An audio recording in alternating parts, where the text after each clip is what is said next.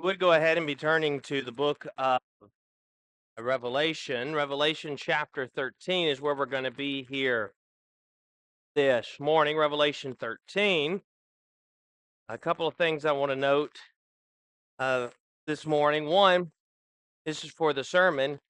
If you use one of the handouts, you go back there, you'll notice there's none that says an adult handout.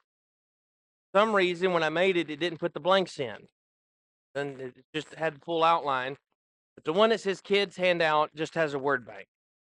So I printed extras of those with the blanks for some when it didn't put the blanks in. So you can use that one. It's the same thing. If you miss something, though, there's just a word bank at the bottom of whatever the words are to fill in the blanks. The second thing I want to mention about our class is just a reminder. As soon as we're done with services this morning, I'm headed out of town to go down to Tennessee, drive back and forth to a debate in Alabama this week. So on Wednesday, Aaron's going to be filling in, so we will not be in Revelation. So when we finish 13, hopefully this morning, then next Sunday we'll pick up in chapter 14. So just remember that Wednesday you will not be in Revelation. I don't know what he's going to. Aaron will have something; he'll do it over, and then we'll pick up in chapter 14 next Sunday morning. Now, getting back to our study, though, of Revelation at this time, the book of Revelation, as we've been mentioning, is about victory and the Lamb. We're closing in on our key verse. We've been mentioning it every time, but chapter 17, verse 14. These will make war with the Lamb, and the Lamb will overcome them, for he is Lord of lords and King of kings, and those who are with him are called, chosen, and faithful. That really summarizes really the main message of the book, that Christ's side is the winning side. And so that's what we've been saying. If that's our key takeaway when we finish the book of Revelation, then we've learned what the main theme of the book and the message was about. Now, as for our outline of the book, we've divided the book down into two sections. Section 1, we titled The Conflict on Earth. That was chapters 1 through 11. Chapter 12, then, we were introduced on Wednesday in our study of chapter 12 to the dragon. Now, we've already been introduced to the Lamb back in chapter 5 in the first half of the book. But in chapter 12, there was the woman who was with child and went into and cried out in labor and pain to give birth, and standing there was the dragon. And who did John tell us the dragon is, verse 9? Satan. It's the devil, that serpent of old who deceives. And so really what happens at the end there, we then have in that section, verse 9, that war in heaven. And then we end in 11 to 17 with the dragon persecuting the woman.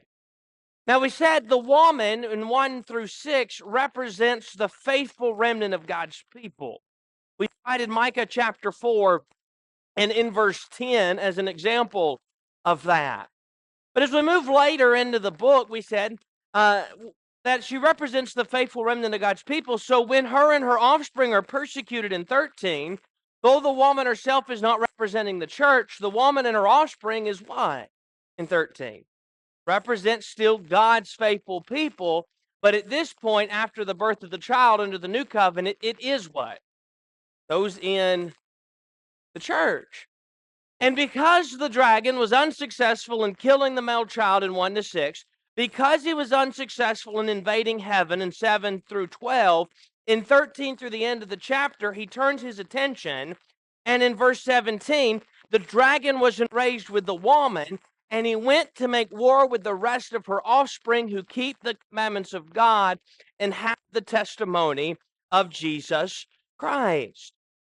So the dragon could not defeat the male child, so where does he turn his attention now? To the woman and to the faithful, to the offspring. So he could not destroy Christ, so now he goes after those who are Christ and follow him.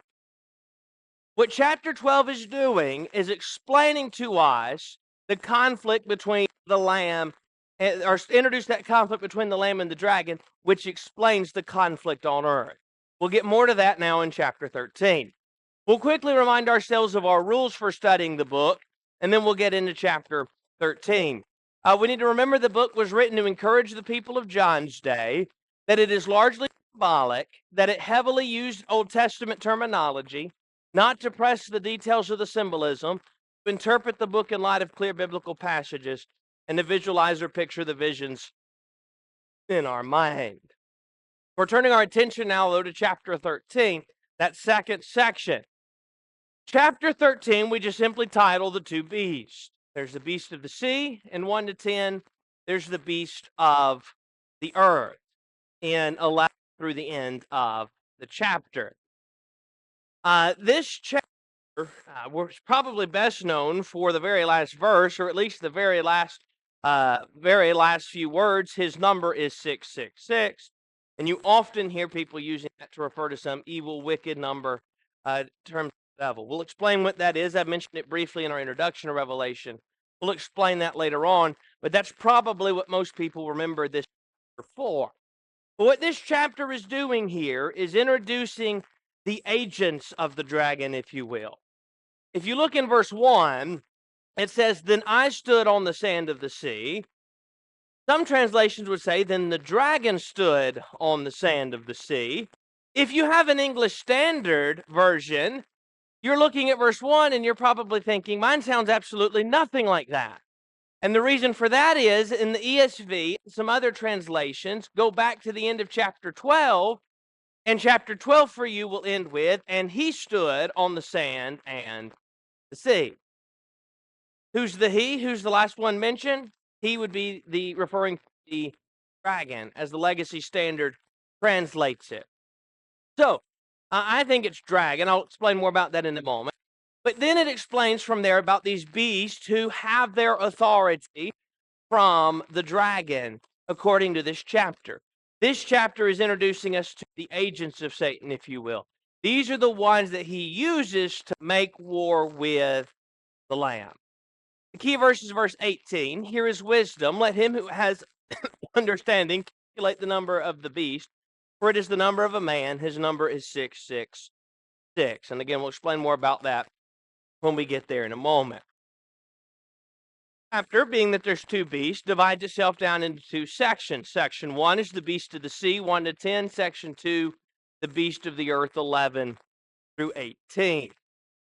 As we begin with the beast of the sea, again in verse 1, it says, I'm reading from the New King James, "Then I stood on the sand of the sea and saw a beast rising up out of the sea, 7 heads and 10 horns, and on his horns 10 crowns, and on his heads a blasphemous name. Now the beast which I saw was like a leopard, his feet were like the feet of a bear, his mouth like the mouth of a lion. The dragon gave him his power, his throne, and great authority, and I saw one of his heads as if it had been mortally wounded, and his wound was healed."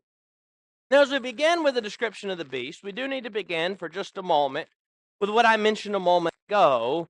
The "I stood on the sand of the sea" versus "he stood," or the Legacy Standard, "and the dragon stood." Now, the reason for that is that there's a difference there is this. It is a textual variation.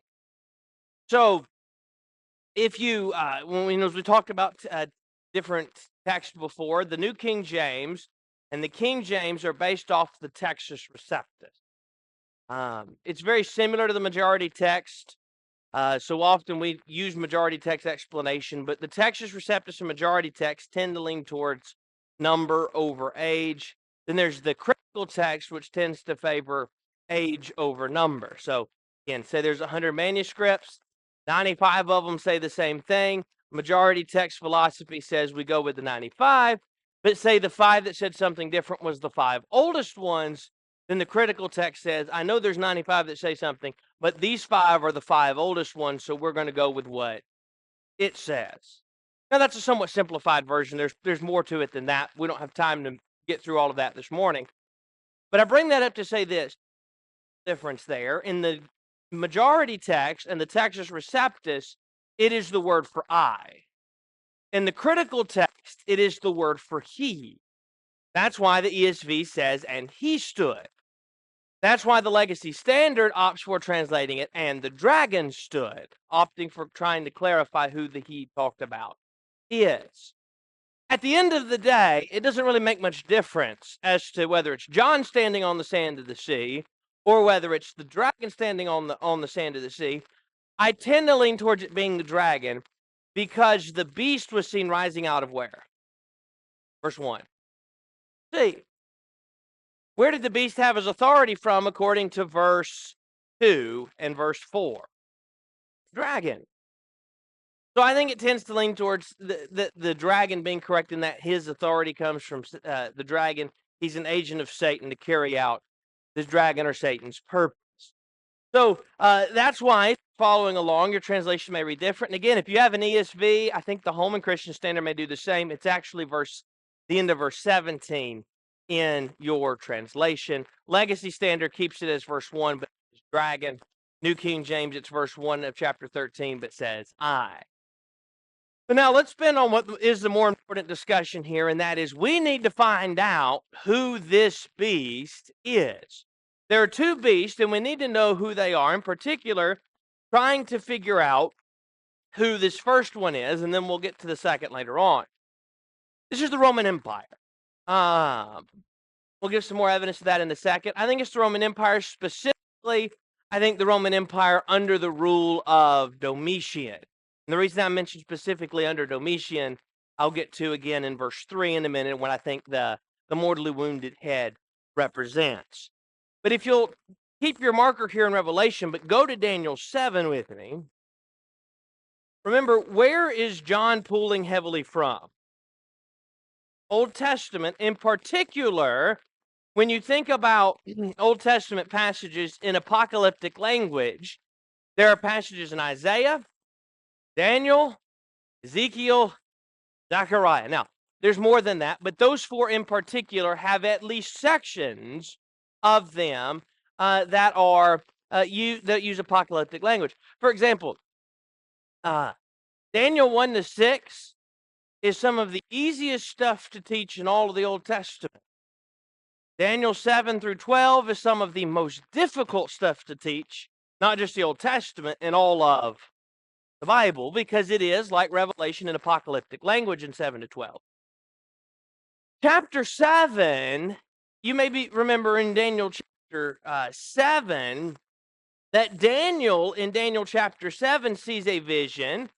And in verse 3 of Daniel 7, it says, and 4 beasts came up from the sea, each different from the other. Then when he describes the third beast, there was, after I saw the night visions, verse 7, and behold, a fourth beast, dreadful and terrible, exceedingly strong. It had huge iron teeth. It was devouring, breaking in pieces and trampling the residue with its feet, different from all the beasts that were before it, and it had 10 horns. Go down to verse 23. Verse 23, thus he said, the fourth beast shall be a fourth kingdom on earth, which shall be different from all other kingdoms, and shall devour the whole earth, trample it, and break it in pieces. Now, you don't have given in Daniel 7 specifically, it's this kingdom, and this kingdom. But we know who they are, right? We can go back. Daniel's in captivity. The ruling empire is Babylon. Babylon is defeated by the Medes and the Persians. That's 2. Then the Medes and the Persians are defeated, and who rises to power? The Grecians under Alexander the Great, but they fall, and who's the world empire? The 4th, Rome. And remember Daniel chapter 2, it's in the days of the 4th empire when Nebuchadnezzar has his dream that the kingdom would be established, the days of Rome, being that 4th empire. There are some similarities between our beast, though obviously there are some differences. There are some similarities, especially the 10 horns, between our beast here in Revelation and Daniel's beast in Daniel 7. Daniel's beast represented the Roman Empire. The beasts throughout the Old Testament are used at times, and in Daniel are used to represent world empire. Not just any kingdom, but whoever was sort of that ruling or world empire at the time, that would be Rome. Now, where did the beast come from? Rising up out of the sea. We don't have time to trace all this. I would encourage you, you can read through. Haley lays out in detail all of this information. But the way that the sea is used throughout Revelation and throughout Daniel seems to refer to the mass of humanity, and that is out of among man, here comes this empire that rose to power. Daniel 7 and in verse 2, Daniel spoke, saying, I saw in my vision by night, and behold, the four winds of heaven were stirring up the great sea, and four great beasts came up from the sea. And so it seems as you use it throughout, as it's used throughout Revelation and Daniel, to represent sort of the massive humanity that out of mankind here rose this empire. Now, again, this represents Rome rising out of the massive humanity, but I want to focus now on his description. He had seven heads, 10 horns, and 10 crowns. The 7 heads likely represents wisdom or intelligence in the Roman Empire. Maybe among their leaders, what they wanted to do. Wisdom among those in the empire, but 7 heads tends to represent the head being where we think being wisdom or intelligence. Yeah. Right. So there was a lot of you're right. They had a lot of wisdom, and so I think the 7 heads represents the wisdom of the empire.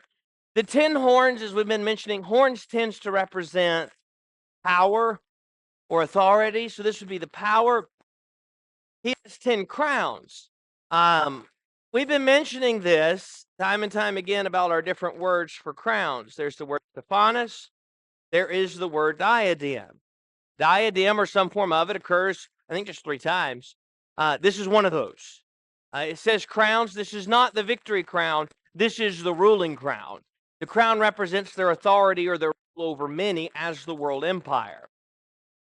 On his heads, verse 1, was a blasphemous name. What was Rome asking for, particularly under Domitian? Emperor worship. I think the blasphemous name, it just represents the fact that he's in opposition to Christ. When he's demanding, Domitian that is demanding them to say Caesar is Lord, what he's having them do, what he's doing is he's blaspheming the one who really is Lord. And I think that represents the blasphemous name represents their opposition to Christ. Verse 2 again was the description that he was like a leopard. That would be swiftness, the feet like a bear, mouth like a lion. That is somewhat a combination of those of Daniel, as a combination of what Daniel mentions there in Rome, or for the others representing Rome. Verse dragon gave him his power, his throne, and his great authority. What is it? How does he have the authority to act? It's or to do what he's doing in persecution. It's because he's carrying out the purpose of who? Satan. Remember, the chapter 12 ended with the dragon making war with the woman and her offspring. The Roman Empire oppressing those that are Christians is how the dragon is doing that. That's what the purpose of 12 through 22 is. Show them that they're doing what the dragon wants, but remember, he's going to be defeated. The victorious one is going to be Christ. Verse 3, and I saw one of his heads as if it had been mortally wounded. Now, the mortally wounded head, there are a number of views on it, and we don't have time to trace all these possibilities, but I think what makes the most sense is the view that Haley references and several others reference, and that is that the mortally wounded head, I think, represents Nero, if we're right about our dating of the book. So let's again remember, going back, Domitian is ruling in the 90s. But in 64, so we're talking 30 years earlier, Rome burnt under the rule of who? Nero. What did Nero begin doing? Persecuting Christians. Paul put to death. Peter's put to death. Those would have happened during the rule of Nero. When Peter writes in 1 Peter about their trials they're undergoing, that's the persecution they're facing from Nero. Now, Nero dies. I'm trying to remember from history. I think he actually took his own. He may have taken his own life after he faced some opposition, or he had one of his men kill him when he's facing opposition, if I'm remembering the history of it correctly. But either way, after Nero dies, the empire sort of starts to crumble for a little bit.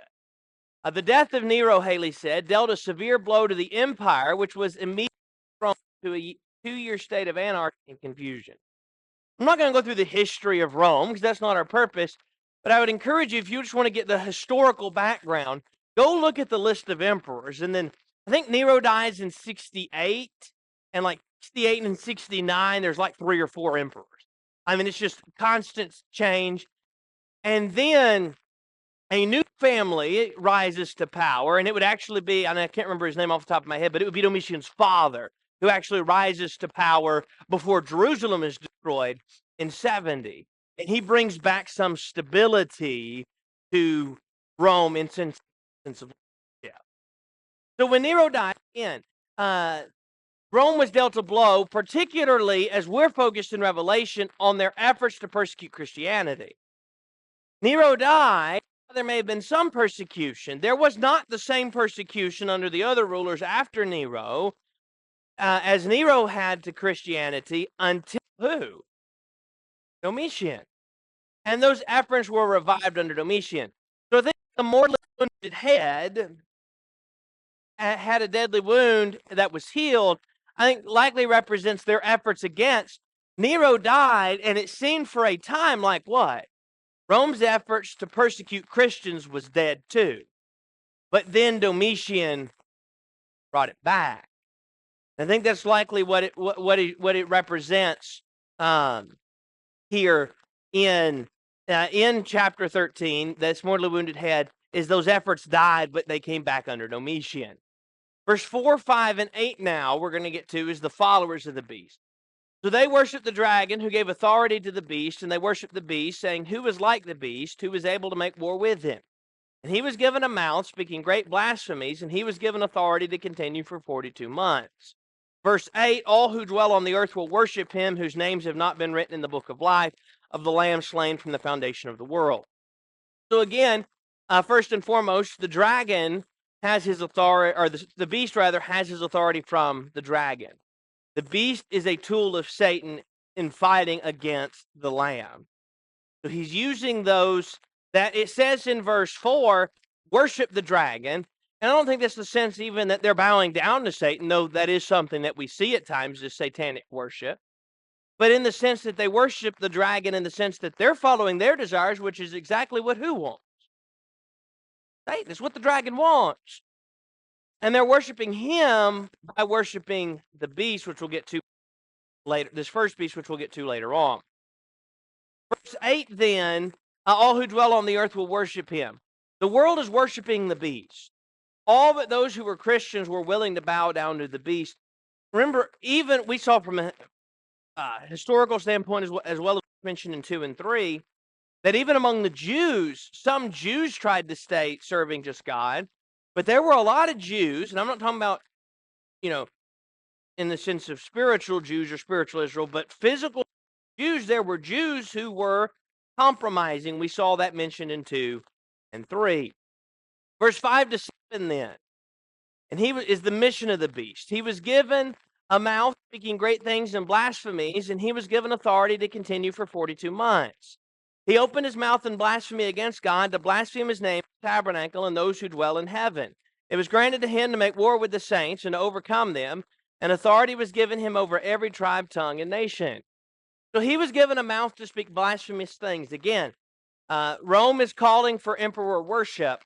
They're blaspheming God by putting Domitian on the same footing with God and making him Lord.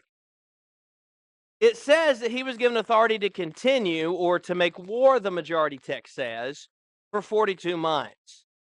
Again, we've mentioned this several times. 42 months, 3.5 years, 1,260 days, times, and half a time. They all represent an incomplete or a broken period of time. So what he's saying is the beast is going to make war, but this war is eventually what? Going to end. It's not going to go on forever. Again, he made war with the saints. The beast is making war with the saints. That's how the dragon made war on the woman and her offspring. And the beast is being used as a tool of Satan. Chapter 13 is explaining how chapter 12, verse 17 Chapter 12, 17 tells us the dragon's making war with the woman. 13 explains how. 9 and 10 then is the defeat of the beast. If anyone has an ear, let him hear. He who leads into captivity shall go into captivity. He who kills with the sword must be killed with the sword. Here is the patience and the faith of the saints. Whoever's taken into captivity, whoever's killing, the one taking others into captivity, whoever's killing others, they themselves shall go into, they themselves must be killed with the sword. So what's verse 10 saying? Rome may be making war with you, but eventually Rome is going to fall. Here is the patience or the perseverance of and the faith of the saints. When you take verse 10, the patience or perseverance and faith of the saints, you can persevere because you realize at the end your enemy is not going to stand forever. Then introduces us to a second beast. I saw another beast coming up out of the earth, and he had 2 horns like a lamb and spoke like a dragon. Verse 11 is his description. Now, the lamb, Warnick says in his commentary, signified the religious nature of the beast, while speaking like a dragon, indicating his diabolical doctrine. So the lamb would be representing the fact that here's religion. You come and serve Domitian. You serve Caesar. But the speaking like a dragon indicates that he's got a diabolical doctrine. This isn't truth. This is made to deceive.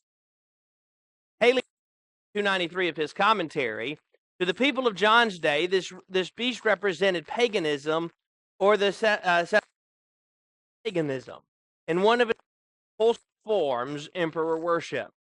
Caesar cult is indicated by his relation to the sea beast in the verses that follow. And we'll see that description as we go on. Let's read 12:18 now, and then we'll explain it. And he exercises all the authority of the first beast in the presence and causes the earth and those who dwell in it to worship the first beast, whose deadly wound was healed. He performs great signs so that he even makes fire come down from heaven and on the earth in the sight of men. And he deceives those who dwell on the earth by those signs which he is granted to do in the sight of the beast, telling those who dwell on the earth to make an image to the beast who was wounded by the sword and lived. He was granted power to give breath to the image of the beast, that the image of the beast to be killed. He causes all, both small and great, rich and poor, free and slave, to receive a mark on their right hand or on their foreheads, and that no one may buy or sell except one who has the mark of the or the name of the beast or the number on of his name. Here is wisdom. Let him who has understanding calculate the number of the beast, for it is the number of a man. His number is 666. Let me quickly hit on work of the beast, and I want to take just a second to deal with that number 666. Parkrider says of this section, in the first century and afterward, temples were built to glorify the Caesars, and through worship of its emperors, a system was established which claimed spiritual as well as political dominion over the hearts of men. Perhaps this beast represents the Concilia, and the Concilia was established in Asia Minor to make sure that emperor worship was enforced in that area of Asia Minor. Domitian couldn't go house to house and say, "Are you bowing down? All right, you need to worship me. Now you need to call me Lord." Domitian couldn't go house to house, so this Concilia was set up to enforce emperor worship. Now, it says that the second beast, which again I think it's Summers that points out could be the Concilia. I think he's right. Whoever it is somebody that is enforcing the emperor worship. It's some branch of the Roman government enforcing it. It says that this branch works signs. Perhaps this is reference to false signs or magic, but it could also be that the magic or the signs just simply represents the deception of the beast. You worship Caesar, it's not about worship, it's about you pledging allegiance to Rome. Like we stand and say the Pledge of Allegiance to the United States of America. Let's just pledging allegiance to Rome, when in reality it is emperor worship. It granted power to give breath to the image. So again, perhaps those who enforce emperor worship, those who make sure that others do worship the emperor. I think that was probably what represents that Concilia. That no one buy or sell, it's mentioned in the text. That is, those who did not worship the first beast could not buy and sell. So not worshiping the beast impacted every area of the Christian life. You may not be killed, but you're not going to be able to buy stuff in the marketplace. But real quick, the number 666. I'll read what Haley has to say. I think this summarizes well the point before we end. So 6, which falls below the sacred 7, can never be 7 or reach perfection. Therefore, it symbolizes the imperfect, that which is human and destined to fail. It is said that to the Jews, the number 6 was an omen or symbol of dread and doom. So when it was tripled, 666, it represented the completeness of doom and failure. So if you're a Christian, you're sitting here saying, we're suffering. Why was this going on? Look what Rome is doing. The number 666 would represent doom and failure upon doom, likely pointing out the fact that this beast is what? Or Rome is doomed. It is going to fail or fall. The Lord willing, again, not this Wednesday, but next Sunday, we'll pick up in chapter 14 and continue our study of Revelation.